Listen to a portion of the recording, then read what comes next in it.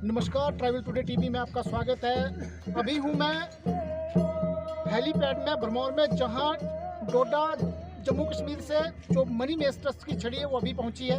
तो आइए हम जानते हैं उनसे कि कहाँ और किस तरह और कोविड के दौरान किस तरह की जो यात्रा पूर्ण करने के बाद यात्रा पुनः अपने अपने स्थानों को प्रस्थान वापस करती है। आपकी जो छड़ी है इसमें कुल कितने लोग हैं जो यहाँ पहुँचे हैं? अभी तक हमारे साथ जो जुड़े हुए यात्री हैं वो 30 और 40 के करीब हैं, लेकिन और भी परमिशन लेकर और पालमपुर से बाकी और छड़ियाँ जो आ रही हैं, लगभग 50 लोग जो हैं अभी इस मणिमेश ट्रस्ट डोडा जैंड के साथ जुड़े हुए हैं। अच्छा, जो आज्ञा है किस तरह की परमिशन आपको वहाँ JNK में या फिर दूसरे बॉर्डर जो जहाँ आपको पुलिस ने रोका, तो किस तरह की आपको परमिशन जो है वो आप वहाँ उनको दिखा रहे हैं और तब इस तरफ भरमौर पहुँचे आप? जी, ये आपने सही सवाल किया। परमिशन को लेकर हम आज से नहीं बल्कि पिछले 4-5 सालों से, बल्कि शुरू से समझो हमें यहाँ पर एक परेशानी जो है आती रहती है। इस परेशानी का ये सबब है, हमें तो पहले ये पता नहीं, हम तो यहाँ पर आकर एडवांस पार्टी अरेंजमेंट्स में आकर हमारे कुछ जो कमेटी मेंबर्स हैं वो चंबा में आते हैं, वहाँ पर सबको इन्फॉर्म किया जाता है, लेटर दिए जाते हैं। हमारी फाइल जहाँ पर दफ्तर में ADM के पास पड़ी हुई है, चंबा में पड़ी हुई है, भरमौर में पड़ी हुई है, और उसी फाइल को देखते हुए हमें आगे परमिशन दी जाती थी। जहाँ पर हमारा स्टे यहाँ पर कॉलेज में हुआ करता था, जब हमारे साथ लाखों बाकी यात्री चलते थे। और अब परमिशन की बात यह है, तो जब यहाँ पर हमने अप्रोच किया तो हमें कहा गया कि आप कोई बात नहीं, आप DC डोडा से अपने वहाँ से जहाँ स्थानीय अपना प्रशासन है, आप वहाँ से परमिशन लाइए तो आपको कोई परेशानी नहीं होगी। जब हमने वहाँ पर अप्लाई किया तो 25 का ही जो चल रहा था, 25 से नीचे परमिशन दे रहे थे। तो हमने जितनी भी परमिशन डोडा DC द्वारा हमको मिली, ADM के द्वारा, वहाँ पर 20+1 किया था उन्होंने, उसके बाद 5+1 और किया था। तो कुल मिलाकर 26 और कुल मिलाकर गाड़ियाँ वगैरह लगाकर हो गए कम से कम 31 लोग हम वहाँ से परमिट होकर आए। जबकि परमिशन पर एडमिशन जो DC डोडा की स्टैंप लगी हुई है, पूरा कोविड-19 का गाइडलाइन के मुताबिक जितने भी उसमें फॉलो दिए हुए थे वो सारे RTPC जितने भी हमारे साथ आए हुए हैं सबकी RTPC करके आए हुए हैं। RTPC की रिपोर्ट साथ में है, हार्ड कॉपी, सॉफ्ट कॉपी, सारा कुछ साथ में होने के बावजूद जब हम यहाँ पर बॉर्डर पर पहुँचते हैं तो बॉर्डर में वो पढ़ते हैं कि नहीं जी, इस पर तो नाम नहीं है यात्रियों के। भाई जब 20+1 किया तो यात्री के नाम का मतलब हमने 20+1 और +5 जो दूसरी परमिशन है हमने उतने ही लाए। आप यहाँ पर नाम लीजिए, नहीं आपने उनको लिस्ट देनी थी, फिर उन्होंने वहाँ से लिस्ट के नाम लिखने थे, फिर हम उसको मिले। जो परमिशन और बाकी वाली हैं उन पर भी तो नाम नहीं है, अगर किसी पर है भी तो ये जाने एडमिनिस्ट्रेशन डोडा और एडमिनिस्ट्रेशन चंबा, क्योंकि अगर उन्होंने नाम न मांगे तो चंबा DC को कहना चाहिए डोडा को कि आप नाम बाय नेम भेजो, या पर यहाँ पर इनको जैसी परमिशन चाहिए तो ये तो ईमेल इनकी तो डोडा से होनी चाहिए थी, या तो उनको उनसे फैक्स करनी चाहिए थी कि इतने बंदे हमारे जो आ रहे हैं ये फलानी ट्रस्ट के साथ जुड़े हुए हैं। तो वहाँ पर हमको सुबह शाम को जब हम 6 बजे वहाँ पर पहुँचे तो 6 बजे के बाद हम बगैर खाने के रात के 1 बजे तक हम वहाँ पर बियाबान जंगल में पड़े रहे, और फिर 2-4-5 किलोमीटर वापस आना पड़ा एक गाड़ी लेकर, क्योंकि वहाँ पर नेटवर्क नहीं होता है।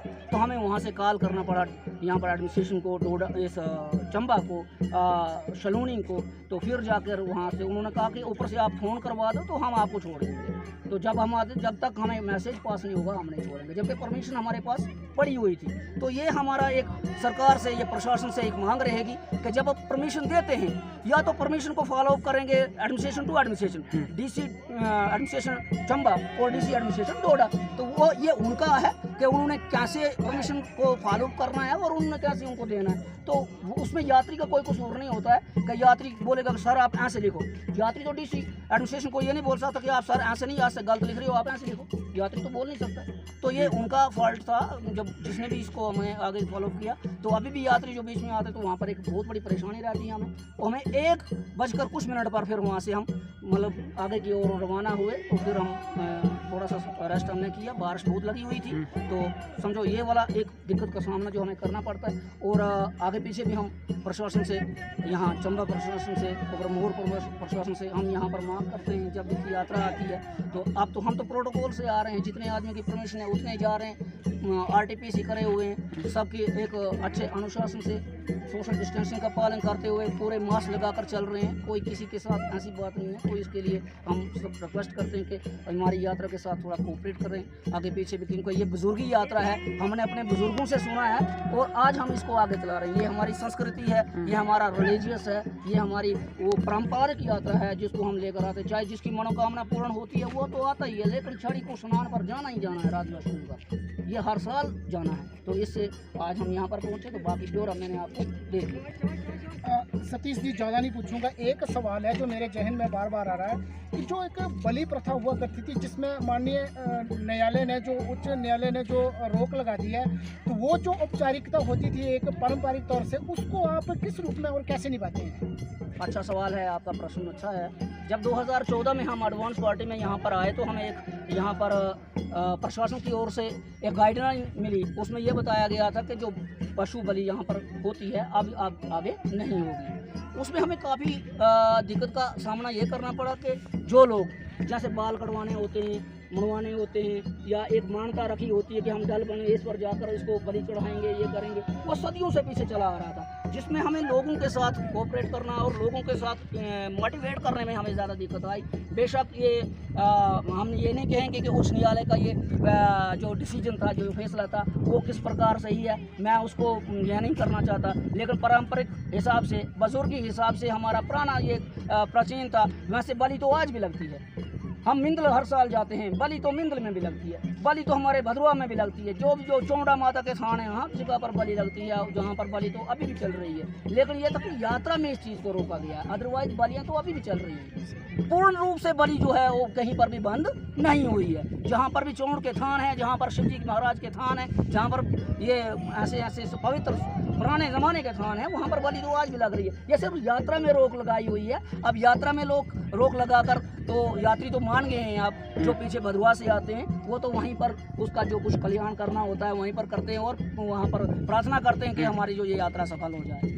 अच्छा, एक और पूछूंगा सवाल आपसे कि पुरानी यात्रा और नई यात्रा में कोई फ़र्क आपको लगता है कि पुरानी यात्रा किस तरह की होती थी और नई यात्रा में कोई बदलाव जो आपको दिखता हो? जी, बहुत ज़्यादा बदलाव जो है देखने को मिल रहा है। मेरी एज तो अभी उतनी ज़्यादा नहीं है, 45 पर मेरी एज है और पिछले 2000 से हम यहाँ पर आना जाना मेरा भी चल रहा है। हमारे अपने बुजुर्गों से जो हमने सुना है, जो पुरानी यात्रा थी, जो पैदल यात्रा आया करती थी, पहले तो वो नंगे पैर पैदल आते थे, सारा सामान लेकर जाना, अपना ही सौदा, खाने पीने का सामान, रहने के लिए एक छोटा सा तिरपाल उनके साथ कहीं होता था। बाकी तो जो चेले महाराज होते थे, देव के जितने भी मुखिया होते थे, वो तो ये भी मना करते थे कि छाता भी साथ में नहीं लेना, भोलेनाथ पर छोड़ देते थे सारा कुछ। तो वैसे ही ये पारंपरिक यात्रा चलती थी। उसके बाद इसमें परिवर्तन आता गया, चेंजिंग आती रही, बदलाव आता गया। आज तो हम कल घर से अगर निकलेंगे तो शाम को रात को 9 बजे आज हम भरमौर में पहुंच जाते हैं। और ऊपर भी जो है और सुविधाएं के अनुसार आज तो थोड़ा सा ये कोविड-19 की वजह से